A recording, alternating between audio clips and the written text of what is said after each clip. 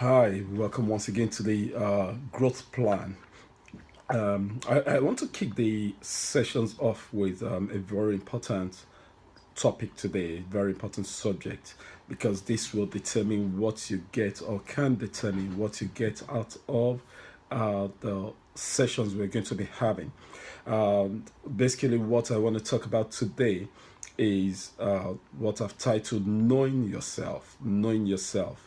What you'll discover is that the growth process begins with you knowing yourself. It is very important for you if you're going to take advantage, if you're going to maximize this opportunity, if you're going to maximize the sessions, if you're going to maximize this relationship. It's very important for you to know yourself, to understand who you are, to understand how you are wired, to understand the things that make you tick. It's important for you to know your strengths. It's important for you to know your weaknesses. Why? Because those your strengths and your weaknesses would help you to be able to path the journey, to be able to map out your journey of growth. So, for example, using myself as an example, one of the key things I discovered about myself many years ago is that I work well under pressure. I perform well under pressure. When there's pressure, I'm not phased. Some people, when there's pressure, they freak out, they get scared, they freeze. That's not with me. I remain calm, I think objectively, and I'm able to deliver when there's pressure. And it's one of the strengths. It's one of the strengths that I have. In fact, when I was in university, I used to work to deadlines. It's when there's a deadline that I really start working, and sometimes I won't sleep. I stay up all night to get things done, and I used to enjoy working under pressure, and it's a strength. It's one of the strengths, but as much as it's a strength, it's also a weakness, because the tendency is that the things that if I leave things till the last minute, everything till the last minute, some things will never get done, because there are some things that are important in life. There are some things that I need to get done that don't have a deadline. They will not shout at me, they will not scream at me. And if I leave it till the last minute, or it will never get done, if I use that word, because there's no pressure regarding getting it done. So as much as it's a strength that I have, I've come to realize that it's also a weakness. It's a weakness which I need to ensure would not slow me down. It's a weakness that, if I'm not careful, I can easily discover that some of the things that are critical to my path in life will never get done. Things like reading, things like studying, there's no pressure regarding those areas, and it's very easy for it to not to be done. And so they can easily get ignored because there's no pressure for it to be done. And so what have I done to mitigate against that? What I've done is, by knowing myself, I have created a schedule for myself. I've created a routine. To be honest and to be fair, it's not all the time that I keep to the schedule. It's not all the time that I keep to the routine.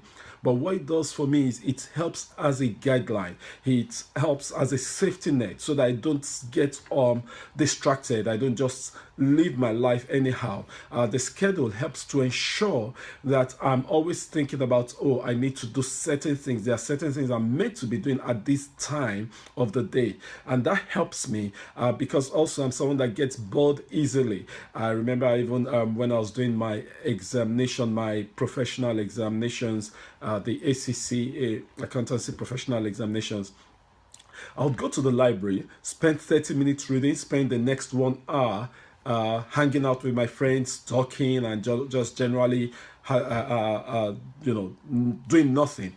And what you discover, what used to happen is that in an 8 hour day, I would only achieve something in 2 hours. It worked for me then, because one way or the other I was able to retain. I had a high level of retention. So even though I did not achieve much in the whole day, I still got things done. But in life, and to make the most of my life and maximize my potential, I realized early on that I cannot continue like that. So what I have is a schedule. I have a routine. And the same way, it's important for you to know your schedule. I beg your pardon, to know yourself. It's important for you to know how you're wired, what kind of person you are, to know your strengths, to know your weaknesses. Yours may not be like mine. I just use that as an example. There are other things that are strengths in my life that I've done things to put things in place to enhance it. And there are other things that are weaknesses that I've put certain measures in place to mitigate against it so that it does not count against me or slow me down in life. And it's important for you to think about it, to think about what your strengths are, to think about what your weaknesses are, to think about how those things would help you or have helped you in your growth, how they have hindered your growth.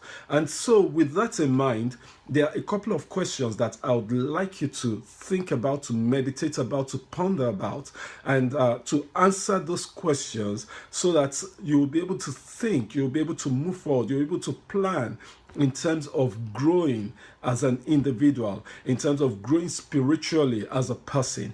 And so the first question that I would like you to answer is, in what areas of your life would you like to grow this year? It is very key for you to know, for you to think about the areas of your life that you'd like to grow in this year. Why? Because you need a plan. You need a plan. You need a direction.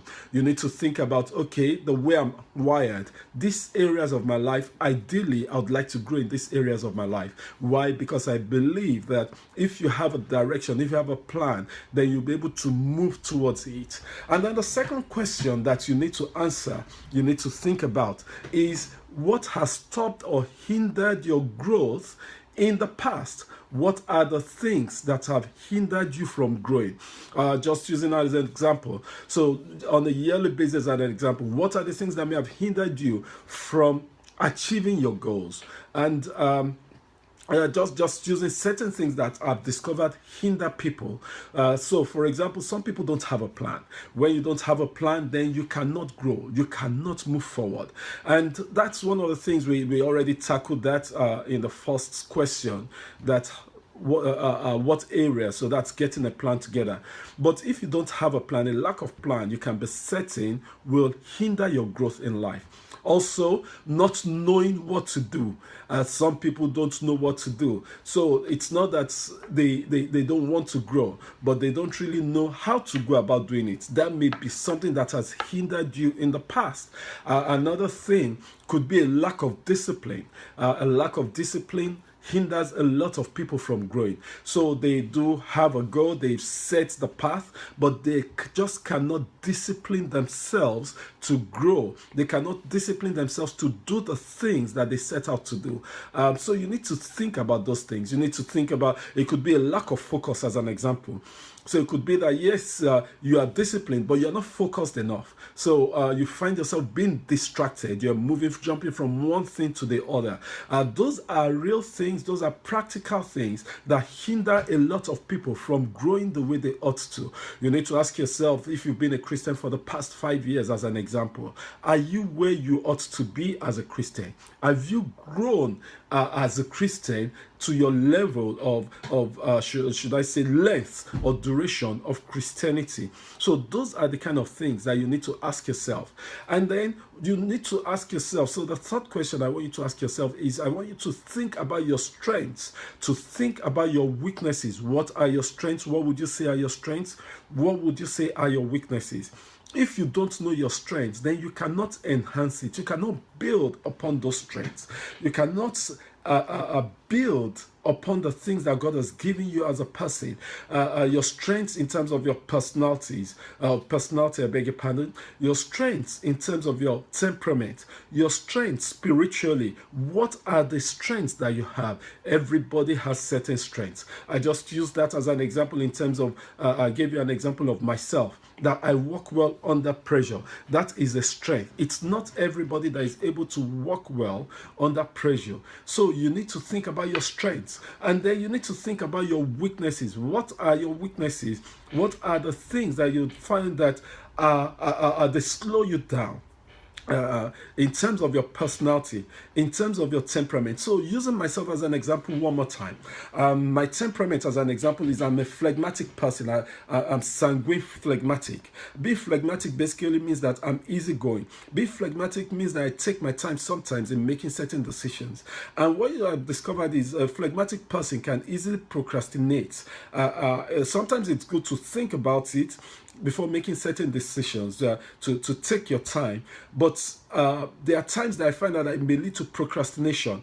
So I realize that's a weakness. And what do I do? I try to mitigate against it. I try to ensure that being phlegmatic does not, the weaknesses of my temperament does not slow me down in terms of my growth. And once again, that's where the schedule comes in, so that I don't procrastinate on the things that I ought to get done, the things that the studying, the books I want to read, the books I want to buy, the messages I want to listen to, my Bible reading schedule as an example, so that I don't procrastinate on things like that. And those are some of the things you need to think about.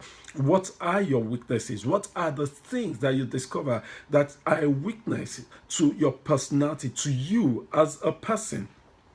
The fourth question that I want you to ask yourself, that you need to ask in knowing yourself, is that are you willing to pay the price to grow in the areas that you have mapped out? Are you willing to make the sacrifices that are necessary for you to grow? Listen to me. If you are not willing to make the price, then you can be certain that you are not going to grow the way you ought to. The Bible tells us that we should count the cost, that nobody starts building a tower and does not count the cost. Well, so you need to count the cost. You need to think about what the price would be. So, as an example, some of the price I pay, as an example, a lot of days I don't sleep till late. Naturally, I tend to work till late as most of the time anyway. But I find out that I achieve a lot between the hours of 12 and 2. I achieve a lot late in the night when everybody is asleep, when it's quiet in the house. And then sometimes as well, early in the morning, I achieve a lot at those times. So it's a price that I pay. It's a price that I've discovered that the way I'm wired, it's a price I need to pay. A price you need to pay is in terms of the books, mapping out or scheduling a time for you to read or to listen to messages, to listen to videos. Listen to me, hear this very well. I've discovered that if you don't schedule a time in, you'll not get it done. It's a price to pay. So a price to pay could be, you could map out that 30 minutes every day at a certain time of the day. What you're going to do is you're going to set it apart to read a book in an area of growth, an area that you want to enhance your growth in. A price that you might need to pay is seeking mentors. You need to find people in the areas that you want to grow in. You need to seek people. Some of the people you may never get to meet them, but you need to seek their messages. You need to seek their materials. You need to look for the materials that they've written, the materials that they shared in the past. Find someone that you believe has been where you want to be, and spend time, shut yourself in once in a while, and spend time listening, reading about them, reading their book, reading what they've written about. Also, seminars, attending seminars, seeking like-minded people. Those are some of the things that you need to do, or that you may need to do. Those are some of the prizes. It's going to cost you. Listen to me, it's going to cost you if you want to grow. If you're serious about growth, you can be certain that it will cost you your time.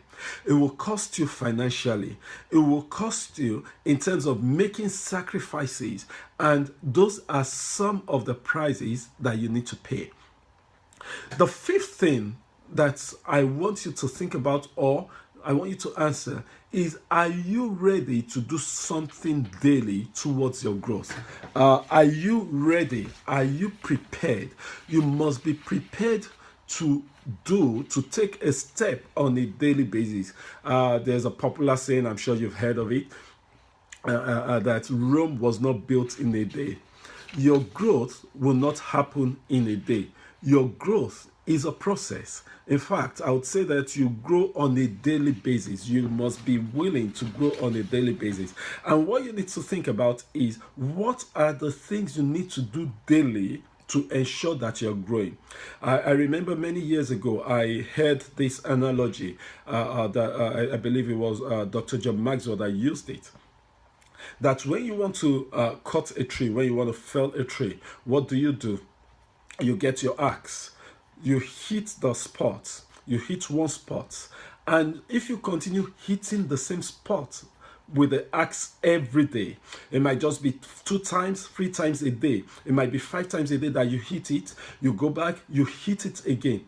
As you do that on a daily basis, initially it will seem like it's not making any difference, but if you continue that way, continue doing it the first week, second week, third week, it becomes a month, you are hitting the same spot.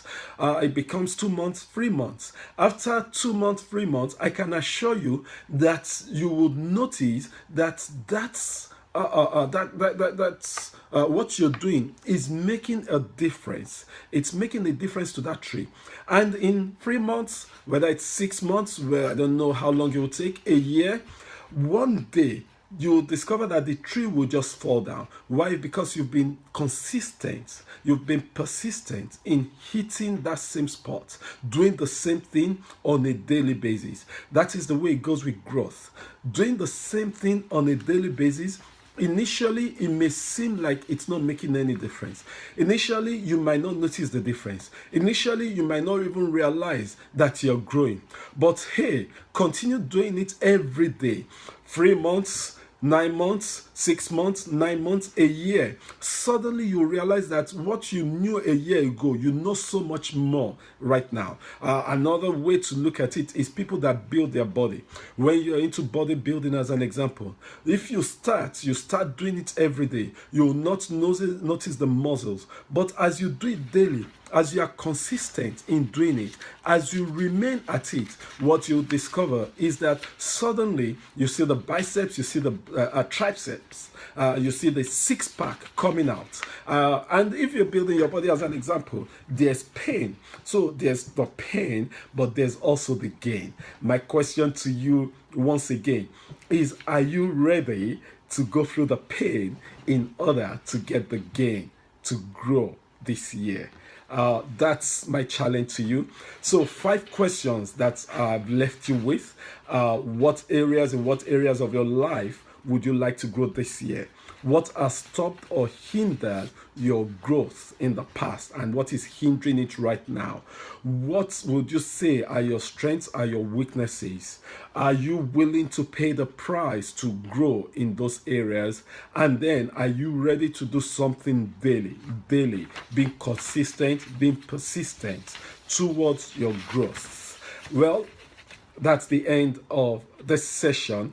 And what I'd like you to do is, before I send out the next material, before I send out the next email, before I send out the next video, I want you to spend time thinking about this, answering those questions, and also let me know. Send me the sticker on the WhatsApp message, post something on the WhatsApp message to say what areas to contribute to it. Let's share with me. Accountability also is one of the things that will make you grow. When you make yourself accountable, then you know that there's somebody following up on the things that you have said you will do. And if you want to do it as well, if you want to make yourself accountable on a one-on-one basis, I want to make myself available to you. Send me an email and write down those things, those questions, the answer to your questions, and I'll follow up with you over the course of the year.